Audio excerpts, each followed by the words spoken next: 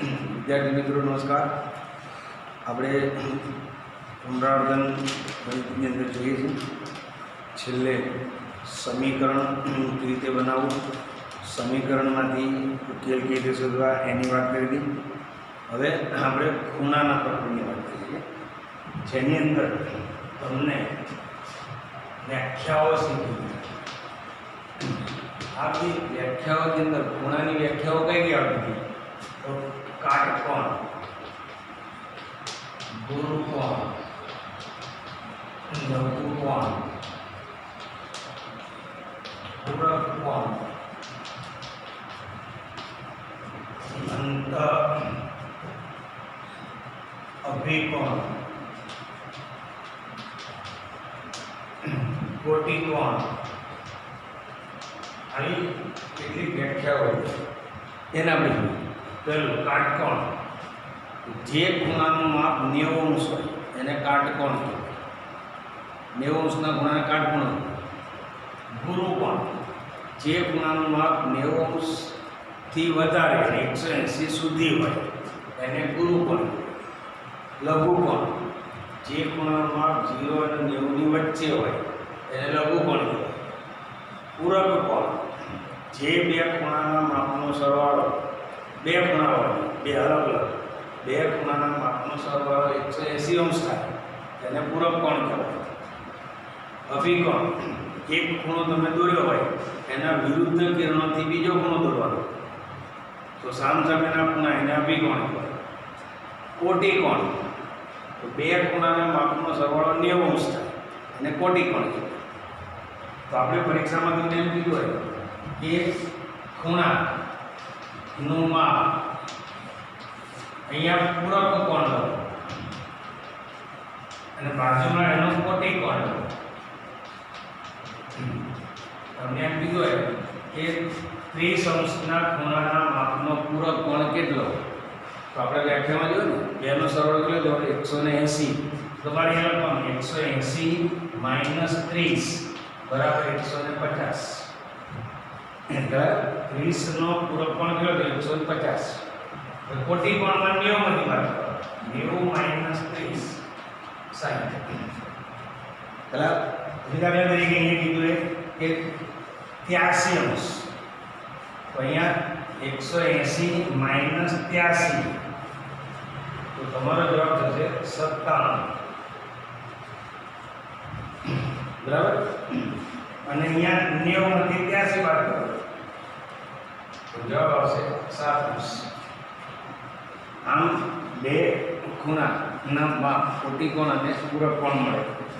એ જ રીતે તમને એમ કીધું કે 12.5 અંશ, તો તમારે 180 માંથી 12.5 બાદ કરવાનો તો બાદબાકી કરીએ 5 ને 5 10 વધી 1, 3 ને 7 10 વધી 1, અહીંયા 2 અને 6 બરાબર 167.5 એ શું થયો? પૂરક કોણ। 90 માંથી 12 કરીએ 90 માઇનસ 12.5 તો તમારે જવાબ આવશે 77.5।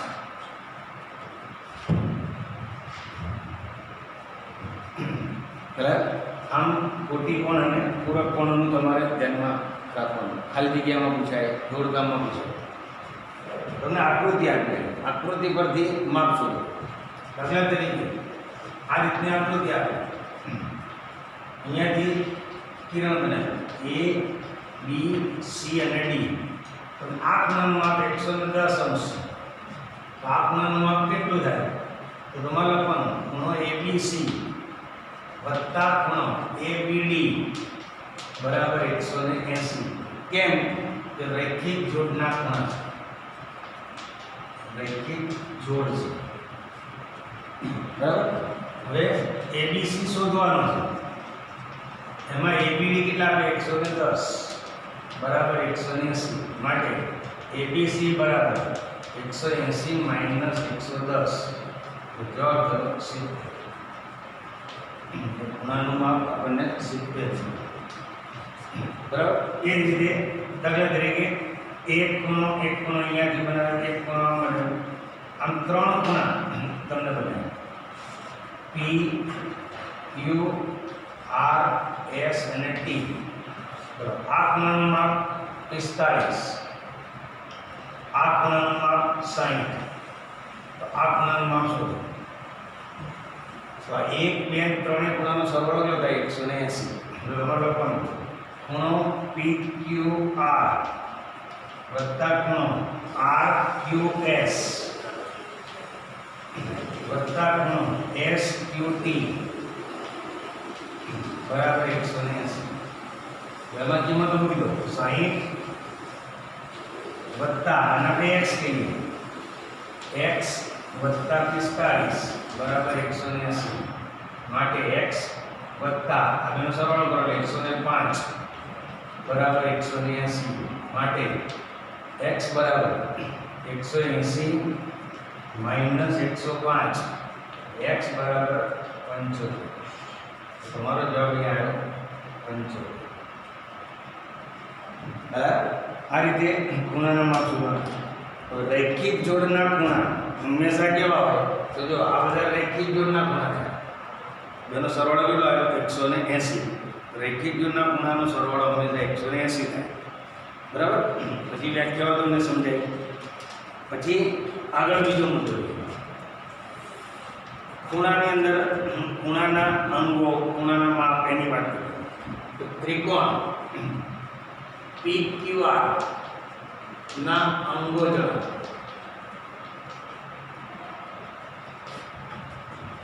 ત્રિકોણ PQR ના અંગો જણાવો. બરાબર. તો તમે આગળ શીખી ગયા આ રીતે ત્રિકોણ ત્રણ ખૂણા P, Q અને R. આ ત્રણ એના ખૂણા છે. એમાં લખવાનું ત્રણ ખૂણા. તો કયા કયા? ખૂણો P, ખૂણો Q, ખૂણો R. ત્રણ બાજુ તો PQ રેખાખંડ, QR રેખાખંડ અને RP રેખાખંડ. આ PQ, આ QR અને RP. આમ ત્રિકોણને 6 અંગો. અંગો કેટલા? 6 અંગો. બરાબર. પછી તમને એમ કીધું કે ત્રિકોણ ABC માં AB ની સામેની ખૂણો અને BC ને સામેનો ખૂણો કરો. તો AB રેખાખંડ ની સામેનો ખૂણો ખાલી જગ્યા, BC રેખાખંડની સામેનો ખૂણો ખાલી જગ્યા. તો જો AB ની સામે ને આ AB એની સામે કયો આવ્યો? C, એટલે ખૂણો C. પછી BC, આ BC એની સામેનો ખૂણો કયો આવ્યો? A. બરાબર. આમ સામેનો ખૂણો તમારે ધ્યાનમાં રાખવાનો. પછી એક તમને ત્રિકોણ કાટકોણ કીધું, તો તમે આ કાટકોણ ત્રિકોણ આ રીતે દોરી શકો. P, Q અને R, P, Q અને R. એમાં એક ખૂણો કાટકોણ હતો. કાટકોણ ત્રિકોણની વ્યાખ્યા શું થઈ? જે ત્રિકોણમાં એક ખૂણો કાટકોણ હોય અને બાકીના બે લઘુકોણ હોય એને કાટકોણ ત્રિકોણ કહેવાય. કાટકોણની સામેની બાજુને કર્ણ કહેવાય. આને આપણે કર્ણ કહીએ. તો તમને એમ કીધું હોય કે ત્રિકોણ PQR માં ખૂણો Q 90°.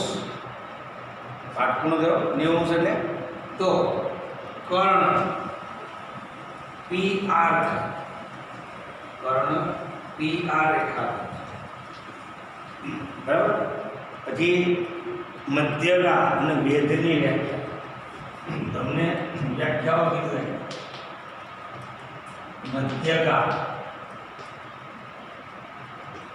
અને વેધ, બહિષ્કોણ, અંતઃસમકોણ,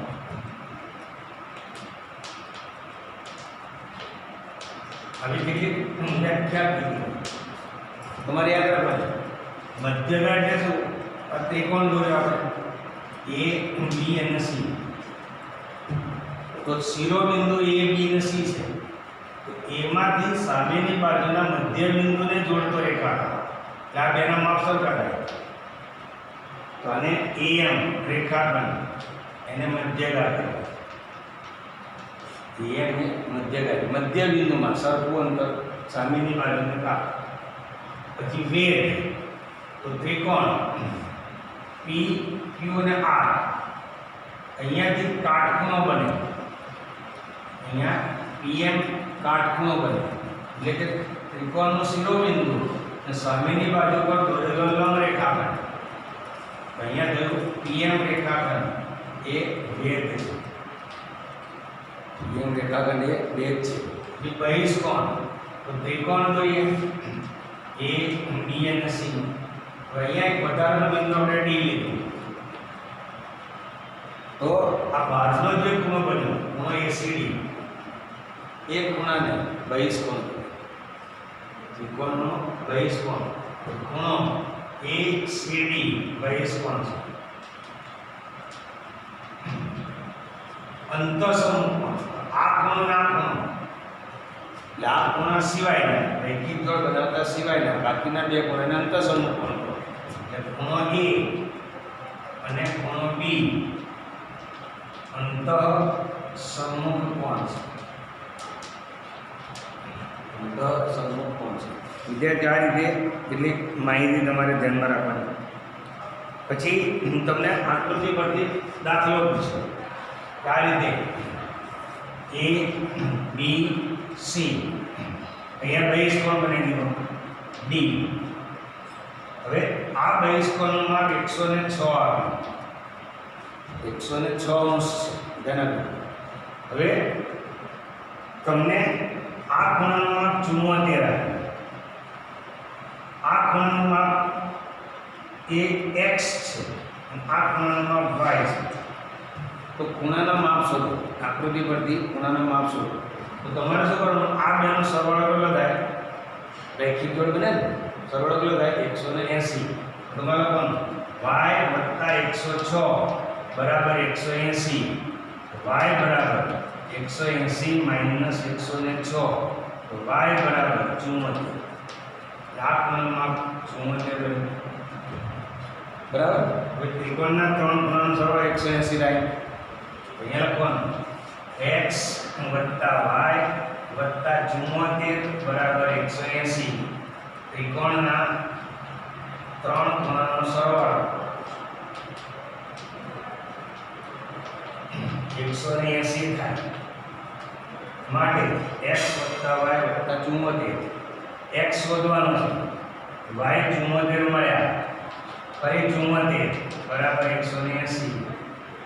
x વત્તા 74 + 74 કરો એટલે 148 બરાબર 180. x બરાબર 180 - 148 જવાબ થશે 32. આ ખૂણાનું માપ તમને મળ્યું 32 અંશ. વિદ્યાર્થી આ રીતે કેટલાક માપ તમારે ધ્યાનમાં રાખવાના. હવે આપણે ત્રિકોણનું પ્રકરણ લઈએ. ત્રિકોણના પ્રકરણની અંદર વ્યાખ્યાઓ હતી. ત્રિકોણના પ્રકરણમાં વ્યાખ્યાઓ હતી. સમબાજુ ત્રિકોણ, વિષમબાજુ ત્રિકોણ, સમદ્વિબાજુ ત્રિકોણ. તો સમબાજુમાં શું યાદ રાખવાનું?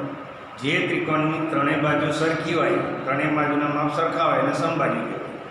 વિષમબાજુ ત્રિકોણની ત્રણેય બાજુના માપ જુદા જુદા હોય અથવા કોઈ પણ બે બાજુના માપ સરખા ન હોય તેને વિષમબાજુ કહેવાય. બરાબર. હવે આપણે ઉદાહરણ સમજીએ. ત્રિકોણ એબીસીમાં ત્રિકોણ એબીસી માટે AB બરાબર 5 સેન્ટીમીટર, BC બરાબર 6 સેન્ટીમીટર. તો AC નું માપ, AC રેખાખંડનું માપ કયા બે માપની વચ્ચે થાય? આપણે ગુણધર્મ હતો AB + BC greater than AC. બેનો સરવાળો બીજી બાજુ કરતાં મોટો અને બેની બાદબાકી BC - AB less than AC. બેની બાદબાકી મોટું કયા લીધું નાનું પછી લીધું એ લેસ ધેન થઈ ગયું. કિંમત મૂકી દો 5 + 6 greater than AC. 11 greater than AC. નહીં 6 - 5 less than AC. 1 less than AC. એનો શું તો બે ભેગા કરી દઈએ તો આપણે આમ લખા 1 less than AC less than 11 માટે AC રેખાખંડમાં 1 અને 11 ની વચ્ચે છે. 1 અને 11 ની વચ્ચે છે. આવો એક ગુણધર્મ તમને શીખવાડ્યો કે તમારે ધ્યાનથી ગણવાનું. પછી તમને એમ કીધું કે ત્રિકોણની બાજુઓ આ ગુણધર્મ બેનો સરવાળો ત્રીજી બાજુ કરતાં મોટો હોવો જોઈએ. તો તમને એમ કીધું કે 2, 3 અને 5 ત્રિકોણની બાજુઓ હોઈ શકે. ત્રિકોણની બાજુઓના માપ હોઈ શકે, હા કે ના? તો જવાબ દો ના. કેમ? કે 2 + 3 = 5 થાય છે. 2 + 3 = 5 થાય છે. જે AB + BC > AC થી વિપરીત છે.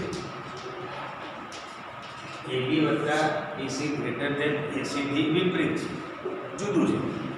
બરાબર? આવી રીતે બીજામાં તમે ધારો કે કીધું કે 4, 4 અને 4 હોઈ શકે. તો હા, કેમ? કે 4 + 4 > 4 થાય. અહીંયા 8 > 4 શક્ય છે. માટે સમબાજુ ત્રિકોણ છે. સમબાજુ ત્રિકોણ છે. આમ વિદ્યાર્થીઓ તમારે ગુણધર્મ જોવાનો. પછી પાયથાગોરસનો નિયમ કાટકોણ ત્રિકોણની અંદર આપણે શીખી ગયા હતા. કાટકોણ ત્રિકોણમાં કાટખૂણો બનાવતી બે બાજુના માપનો સરવાળો કર્ણની લંબાઈના વર્ગ જેટલો થાય. ફરીથી, કાટકોણ ત્રિકોણમાં કાટખૂણો બનાવતી બે બાજુઓની લંબાઈના વર્ગોનો સરવાળો કર્ણના વર્ગ જેટલો થાય, જેને આપણે પાયથાગોરસનો નિયમ કીધો હતો. એના પરથી પેલા દાખલા ગણવાના હતા. બરાબર? દાખલા તરીકે તમને એમ કીધું કે આ રીતે એક કાટકોણ ત્રિકોણ છે, A, B અને C. આનું માપ 3, આનું માપ 4, આ માપ શોધો. તમારે કોણ પાયથાગોરસના નિયમ મુજબ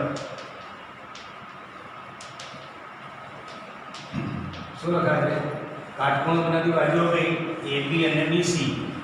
AB નો વર્ગ વત્તા BC નો વર્ગ બરાબર AC નો વર્ગ. એટલે AB કેટલા છે? 3. 3 નો વર્ગ 4 નો વર્ગ બરાબર AC નો વર્ગ. 9 વત્તા 16 બરાબર AC નો વર્ગ. માટે AC નો વર્ગ બરાબર 25. તો 25 કોનો વર્ગ થાય? 25 બે વખત ગુણવાના. 5 × 5 AC નો વર્ગ બરાબર 5 નો વર્ગ. માટે AC બરાબર 5. તમારા 5 મળી. તો આવું કેટલીક વખત તમને સૂચન કર્યું હોય તો તમારે યાદ રાખવાનું. પછી આપણે એકરૂપતાની શરતો શીખી ગયા. બાખુબા, ખૂબાખૂબ. તો બે ત્રિકોણમાં કોઈ સંગતતા માટે એક ત્રિકોણની બે બાજુ અને વચ્ચેનો ખૂણો બીજા ત્રિકોણના અનુરૂપ અંગો સાથે એકરૂપ હોય તો તે સંગતતાને એકરૂપતા કહેવાય, જે બાખુબા બને. તમારે શરત યાદ ત્રિકોણની એકરૂપતા ની શરતો. બાખુબા, પછી ખૂબાખૂબ, કાઠોબા, આ શરત યાદ. તેના પરથી એકરૂપ રેખાખંડ, એકરૂપ રેખાખંડ એમાં આપણે શું કહેતા હતા? બે રેખાખંડની લંબાઈ સરખી. તમને એમ કીધું હોય AB રેખાખંડ એકરૂપ PQ રેખાખંડ છે. જો AB બરાબર 6 તો PQ બરાબર ખાલી જગ્યા. તો જો બંનેની વચ્ચે એકરૂપની નિશાની મૂકી, આનું માપ ને આનું માપ સરખું થાય. AB 6 છે તો PQ પણ કેટલા થાય? 6. આ રીતે વિદ્યાર્થીઓ તમારે ત્રિકોણના પ્રકરણ સુધી તમારે પુનરાવર્તન કરવાનું, જે તમને ઘણું બધું સમજાયું છે. અને સમજાયેલા મુદ્દાનો ઉપયોગ કરી હજુ આપણે કેટલાક દાખલાઓ પણ શીખવાના છે. એ દાખલાઓ તમને વર્ગખંડની અંદર સમજાવવા આવશે. આગળ જે પુનરાવર્તન કરી એવા જ પ્રકારના દાખલાઓનું પુનરાવર્તન તમારે અવશ્ય કરવાનું છે.